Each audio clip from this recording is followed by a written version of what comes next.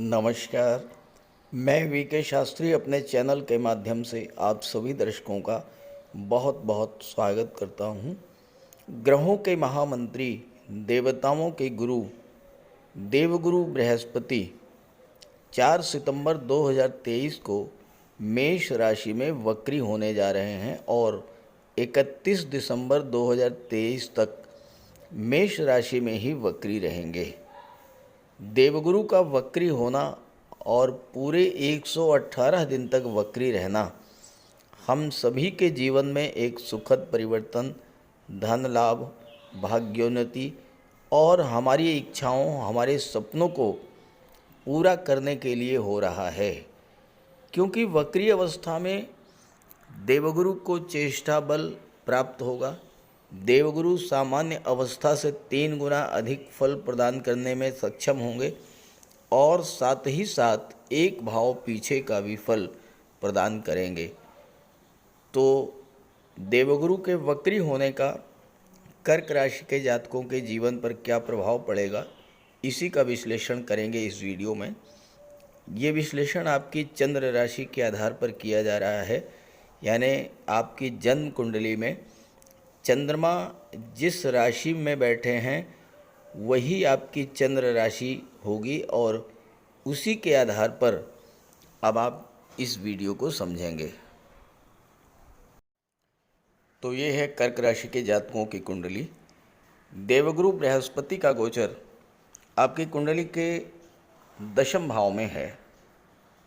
दशम भाव कर्म का भाव, आपका कैरियर, आपका स्टेटस, आपकी उपलब्धियां, आपकी प्रतिष्ठा, आपका मान सम्मान, आपकी व्यावसायिक सफलता, सरकार से सम्मान और करियर स्टेबिलिटी, ये सभी चीज़ें दशम भाव से देखी जाती हैं।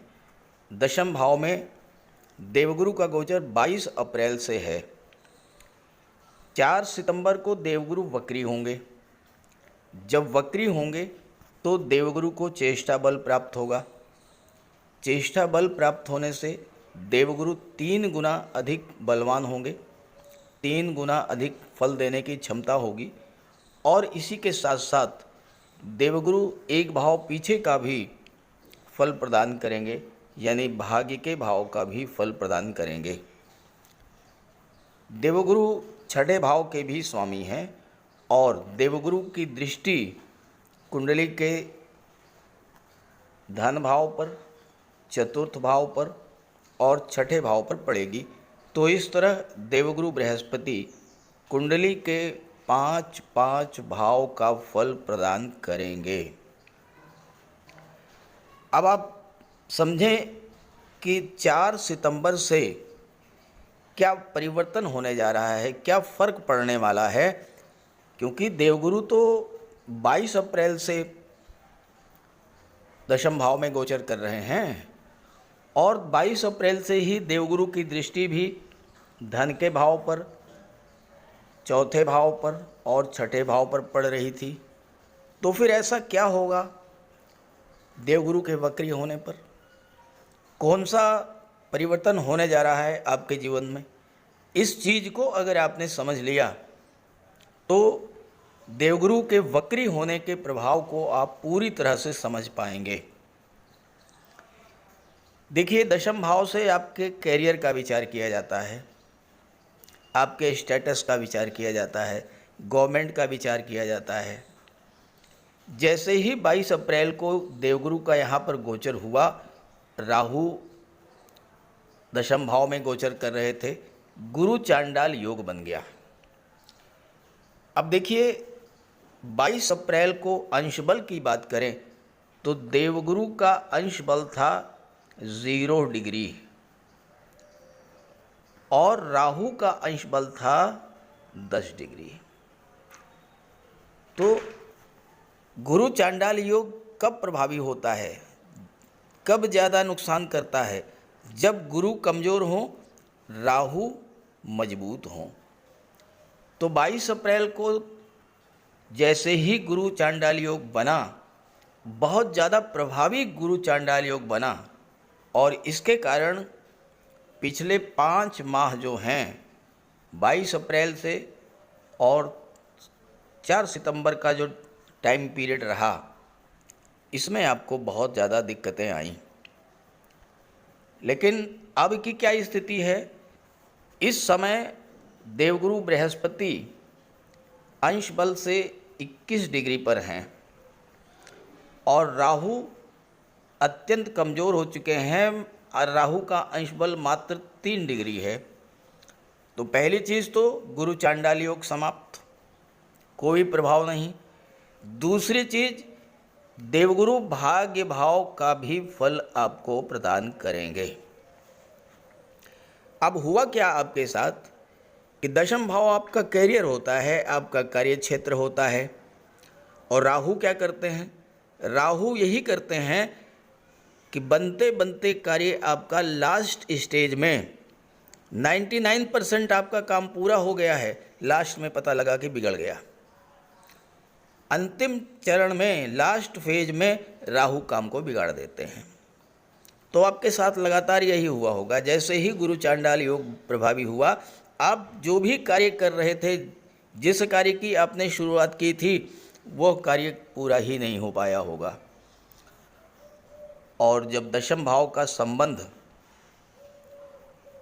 सीधे बन रहा है धन के भाव से, गुरु की दृष्टि धन के भाव पर पड़ रही है, तो सीधी सी बात है, जब कार्य ही आपका नहीं पूरा हो पाया होगा, फिर धन कहाँ से आया होगा।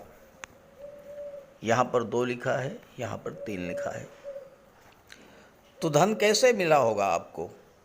और आपके साथ ये घटना 1 नहीं 2 नहीं कई बार हुई होगी। जैसे ही जो भी कार्य आपने शुरू किया, अंत तक पहुँचने से पहले ही वो कार्य खत्म, बिगड़ गया। ये गुरु चांडाल योग का प्रभाव होता है। अब क्या होगा, जब लगातार आपके साथ ऐसा होता चला आया, तो फिर आपके अंदर अनजाना डर पैदा हो गया, एक भय व्याप्त हो गया कि मैं तो अब कुछ कर ही नहीं सकता, कोई भी काम मैं शुरू करूँगा वो पूरा नहीं होगा, काम बिगड़ जाएगा। तो डर के मारे आपने किसी काम की शुरुआत ही नहीं किया होगा। इससे आपका जो आर्थिक स्थिति थी वो बहुत ज़्यादा प्रभावित हुई। दशम भाव गवर्नमेंट का होता है, गवर्नमेंट से जुड़ करके आपने कोई काम शुरू किया, कोई प्रोजेक्ट आपको मिला, वो कार्य आपने कर भी दिया, आपका पैसा फंस गया होगा, मान सम्मान में कमी आई होगी, इस तरह की चीज़ें जो है आपके साथ हुई होंगी।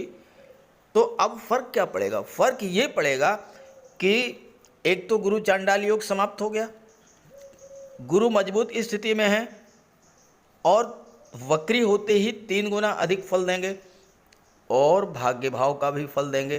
तो अब कुंडली के नवम भाव का, दशम भाव का और दूसरे भाव का सीधा संबंध बन गया।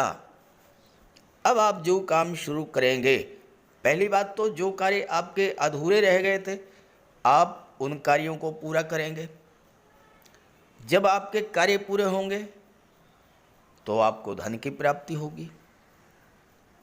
12वां भाव, नवम भाव आपके पिता का होता है, गुरु का होता है। गुरु चांडाल योग बनने के कारण आपके संबंध खराब हुए होंगे, पिता से भी, गुरु से भी, सीनियर से भी, अपने बॉस से भी। अब उन संबंधों में सुधार आना शुरू हो जाएगा। आपके पिता का आपको सहयोग मिलेगा, गुरु का सहयोग मिलेगा, बॉस और सीनियर्स की कृपा दृष्टि भी आप पर रहेगी। इससे क्या होगा कि आपको पद प्रतिष्ठा प्रमोशन का जो लाभ मिलना चाहिए था, नहीं मिल पाया, अब वो मिल पाएगा। दशम भाव गवर्नमेंट का होता है, गवर्नमेंट से जुड़े हुए व्यक्तियों से आपके जो कार्य रुके हुए थे वो कार्य पूरे होंगे। गवर्नमेंट प्रोजेक्ट से जो आपको धन मिलना था वो पैसा आपको मिलना शुरू होगा। किसी सरकारी योजना का लाभ लेना चाहते थे वो मिलना शुरू होगा। कैरियर में स्टेबिलिटी आएगी और व्यावसायिक रूप से आप सफलता की ओर आगे बढ़ेंगे। और इन सब चीज़ों में भाग्य का पूरा पूरा साथ आपको मिलेगा। जब भाग्य साथ देगा, कार्य भी पूरे होंगे, धन भी आपको प्राप्त होगा। दशम का संबंध दूसरे भाव से बन रहा, दूसरा भाव परिवार का होता है। गुरु चांडाल योग के कारण परिवार से भी आपके संबंध खराब हुए होंगे, लेकिन अब जैसे ही गुरु वक्री होंगे, इन 4 महीनों में परिवार के लोगों से भी आपके संबंध अच्छे होना शुरू हो जाएंगे। परिवार के लोगों का आपको सहयोग मिलेगा और आप धन का संचय भी करेंगे और धन का निवेश भी करेंगे। गुरु जब वक्री होंगे तो आपके पावर, आपकी अथॉरिटी में भी वृद्धि होगी। समाज में आपकी विश्वसनीयता बढ़ेगी, समाज में आपका मान सम्मान बढ़ेगा और गुरु का वक्री होना आपकी महत्वाकांक्षाओं को में भी वृद्धि करेगा। आप जीवन में नए नए लक्ष्य निर्धारित करेंगे और उन लक्ष्यों को प्राप्त भी करेंगे। चूँकि दशम भाव गवर्नमेंट को शो करता है, तो हो सकता है कि आप स्वयं गवर्नमेंट का पार्ट बनने की दिशा में आगे बढ़ें, यानी आईएएस, आईपीएस, सिविल सर्विसेज में आप सफलता अर्जित करें, या राजनीति के क्षेत्र में उच्च पद धारण करें, और या फिर गवर्नमेंट से जुड़े हुए जो व्यक्ति हैं उनसे आपके रिलेशंस जो हैं वो बहुत अच्छे हो जाएंगे। कैरियर को लेकर आपके मन में जो एक डर बैठा हुआ था वो समाप्त होगा और आप नए सिरे से, नए उत्साह के साथ किसी नए कार्य व्यवसाय की शुरुआत भी करेंगे। आपका स्टेटस बढ़ेगा, मान सम्मान बढ़ेगा और इस तरह से पिछले 5 माह में आपने जो खोया, अब वो सब प्राप्त करने की दिशा में आप आगे बढ़ेंगे। अब गुरु की दृष्टि पड़ेगी चौथे भाव पर, गुरु की दृष्टि पड़ेगी 7वें भाव पर। आइए इसके प्रभाव को समझते हैं। ये बात बिल्कुल सही है कि देवगुरु की दृष्टियों में अमृत होता है। जिस भाव पर गुरु की दृष्टि पड़ती है उस भाव को गंगा जल की तरह पवित्र कर देते हैं। ये बात बिल्कुल सत्य है। लेकिन जब गुरु ही पीड़ित हुए, जब गुरु चांडाल योग बना, तो गुरु की दृष्टियों ने भी अमृत के स्थान पर विष की वर्षा की होगी। चौथे भाव पर दृष्टि पड़ी। चौथा भाव सुख का भाव होता है। भौतिक सुख सुविधाएं, मानसिक शांति, माता, मातृभूमि, सब कुछ होते हुए भी पिछले 5 महीनों में से आप मानसिक रूप से बहुत ज़्यादा परेशान हुए होंगे। गुरु चांडाल योग ने आपकी मानसिक शांति को छीन लिया होगा। परिवार के लोगों से संबंध खराब हो गए होंगे, माता का स्वास्थ्य खराब हुआ होगा, माता के स्वास्थ्य को लेकर आप बहुत ज़्यादा परेशान हुए होंगे। और इसके अलावा कोई प्रॉपर्टी संबंधी विवाद भी इस गोचर काल में बना होगा। और अगर आप राजनीति में जुड़े हैं तो वहाँ भी आपको उठापटक देखने को मिली होगी। कुंडली का जो चौथा भाव होता है ये आपके पारिवारिक जीवन को, रिश्तेदारों को शो करता है। आपके घर का जो वातावरण है उसमें कलह का प्रवेश हुआ होगा। परिवार के लोगों के बीच में तनाव, कलह, मानसिक अशांति, ये सब चीज़ें आप झेल रहे होंगे पिछले 5 माह से। लेकिन जैसा मैंने बताया, गुरु चांडाल दोष का प्रभाव समाप्त हो जाएगा जैसे ही 4 सितंबर को गुरु वक्री होंगे, क्योंकि गुरु अंश बल से 3 गुना, अंश बल से तो मजबूत है ही, 3 गुना अधिक फल प्रदान करने की क्षमता होगी और भाग्य भाव का भी फल देंगे। तो अब भाग्य का संबंध चौथे भाव से बन गया और दशम भाव से बन गया। तो अब क्या होगा कि आपका जो पारिवारिक जीवन है उसमें सुधार आएगा। मन की शांति आपको प्राप्त होगी। रिलेशनशिप में आपके जो दरार आई थी, आपके परिवार के लोगों से जो आपके संबंध खराब हुए थे, उनमें सुधार होगी। प्रॉपर्टी का कोई विवाद था वो सुलझेगा। कोई प्रॉपर्टी आप खरीदना चाहते थे लेकिन नहीं खरीद पाए थे, अब वो प्रॉपर्टी इस गोचर काल में आप खरीद पाएंगे। पैतृक संपत्ति भी आपको मिल सकती है। वाहन खरीदना चाहते थे वो भी खरीदेंगे। भौतिक सुख सुविधाओं में वृद्धि होगी और राजनीतिक कैरियर भी अब इस समय आपका ग्रो करेगा, क्योंकि भाग्य जो है वो पूरी तरह से आपका साथ देगा। गुरु भाग्य के स्वामी भी हैं और भाग्य भाव का फल भी दे रहे हैं। इस गोचर काल में आप रियल एस्टेट से बहुत अच्छा धन कमाएंगे। प्रॉपर्टी डीलिंग का कार्य है, कंस्ट्रक्शन का कार्य है, इन सब क्षेत्रों से आप धन अर्जित करेंगे। और या फिर राजनीति के क्षेत्र से भी, क्योंकि चौथा भाव राज सिंहासन और मंत्रिमंडल को भी शो करता है। माता के स्वास्थ्य को लेकर जो चिंता थी वो समाप्त होगी। आपका मन शांत रहेगा। माता के स्वास्थ्य में सुधार देखने को मिलेगा।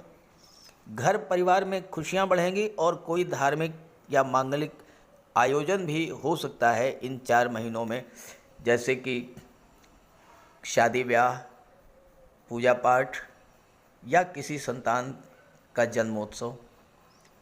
कोई कृषि भूमि, प्लाट, मकान या वाहन आप खरीदना चाहते थे तो उसका भी योग बनेगा। घर परिवार का माहौल अच्छा रहने से आपका मन प्रसन्न रहेगा। विदेश जाने की इच्छा थी तो वो इच्छा भी आपकी पूरी होगी और भौतिक सुख सुविधाओं को बढ़ाने वाले साधन भी आप इस गोचर काल में क्रय करके लाएंगे। देवगुरु की नवम दृष्टि जो है वो कुंडली के 6ठे भाव पर पड़ेगी।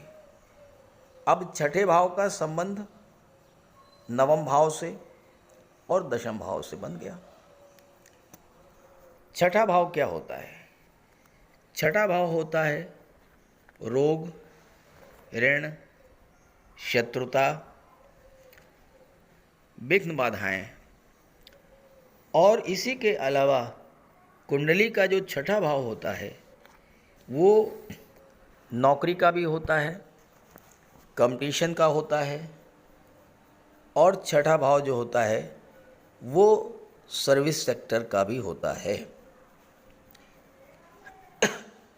पिछले 5 माह से आप नौकरी को लेकर के लगातार संघर्ष कर रहे थे लेकिन सफलता नहीं मिली। पिछले 5 माह में फिजूल के खर्चे बढ़ने के कारण और धन की प्राप्ति न होने के कारण आपका बैंक बैलेंस तो जीरो हुआ ही होगा, कर्ज भी आपको लेना पड़ा होगा, स्वास्थ्य भी खराब हुआ होगा। और जैसा मैंने बताया कि राहु के प्रभाव से आपके मन में एक अनजाना सा डर बैठ गया होगा, तो कोई कंपटीशन बीट करना तो दूर की बात है, आप कंपटीशन में अपीयर होने का भी साहस नहीं जुटा पाए होंगे। लेकिन जैसे ही गुरु वक्री होंगे 4 सितंबर को वो स्थितियां पूरी तरह से बदलेंगी। नौकरी को लेकर के जो प्रयास आप कर रहे थे उसमें आपको सफलता मिलेगी, क्योंकि 6ठे भाव का संबंध दशम से बन रहा है। 6ठा भाव नौकरी का होता है, दशम भाव आपके करियर को शो करता है, तो नौकरी की दिशा में आपको सफलता मिलेगी। स्वास्थ्य में भी सुधार होगा, आपके मन आपका शांत रहेगा। मानसिक शांति मिलने से आप अपने भविष्य को लेकर जो प्लानिंग कर रहे थे उसी को लेकर आगे बढ़ेंगे। इन 4 महीनों में किसी प्रतियोगी परीक्षा का परिणाम आपके पक्ष में आ सकता है, या फिर आप नए उत्साह के साथ प्रतियोगी परीक्षाओं को क्रैक करने की दिशा में आगे बढ़ेंगे। धन इतना प्राप्त होगा कि कोई कर्ज वगैरह आपने लिया था वो कर्ज समाप्त होगा। और अगर व्यापार व्यवसाय को बढ़ाने के लिए नया कर्ज आप लेना चाहते हैं तो वो आपको मिलेगा भी, क्योंकि भाग्य का साथ लगातार आपको मिलता रहेगा। स्वतंत्र रूप से भी आप वकालत के क्षेत्र में, कंसल्टेंसी के क्षेत्र में, मेडिकल के क्षेत्र में या फिर सोशल सर्विस के क्षेत्र में, राजनीति से जुड़ करके आप कार्य शुरू कर सकते हैं, उससे आपको सफलता मिलेगी। तो इस तरह से 4 सितंबर से 31 दिसंबर के बीच पिछले 5 माह में गुरु चांडाल योग बनने के कारण जो समस्याएं आपको झेलनी पड़ी वो तो समाप्त होंगी ही होगी। आप जीवन में प्रगति के पथ पर आगे बढ़ेंगे। एक नया परिवर्तन, एक सुखद परिवर्तन देखने को मिलेगा। धन का लाभ होगा, पद प्रतिष्ठा प्रमोशन का लाभ मिलेगा, भूमि भवन प्रॉपर्टी का लाभ मिलेगा, कर्ज से मुक्ति मिलेगी, रोग से मुक्ति मिलेगी और सबसे बड़ी बात कि भाग्य का भी आपका साथ मिलेगा। अब इन 4 महीनों में 2-3 चीज़ों का आप विशेष ध्यान रखें। एक तो भाग्य को आपको बल देना है, भाग्य को मजबूत करना है, तो कहीं ना कहीं तीर्थ यात्रा या देव दर्शन के लिए चले जाइएगा। दूसरी चीज़, माता पिता गुरु और वृद्ध जनों का सम्मान कीजिएगा। और तीसरी चीज़, देवगुरु के उपाय जो मैं आपको बताने चल रहा हूँ वो उपाय भी ज़रूर कीजिएगा। तो बात करते हैं उपायों पर। कुंडली में देवगुरु बृहस्पति का बहुत ही महत्वपूर्ण स्थान है, क्योंकि देवगुरु कुंडली के पंचम और नवम भाव के कारक होते हैं। पंचम भाव से संतान का विचार किया जाता है, शिक्षा का विचार किया जाता है और नवम भाव से भाग्य का विचार किया जाता है।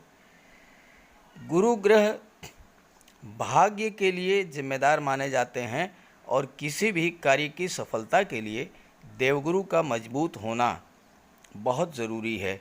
जब कुंडली में देवगुरु मजबूत होते हैं तो भाग्य का साथ मिलता है, जिस काम में हाथ डालते हैं वो सफल होता है, विवाह समय से होता है, शिक्षा अच्छी मिलती है, गुरु की कृपा रहती है, धन की प्राप्ति होती है।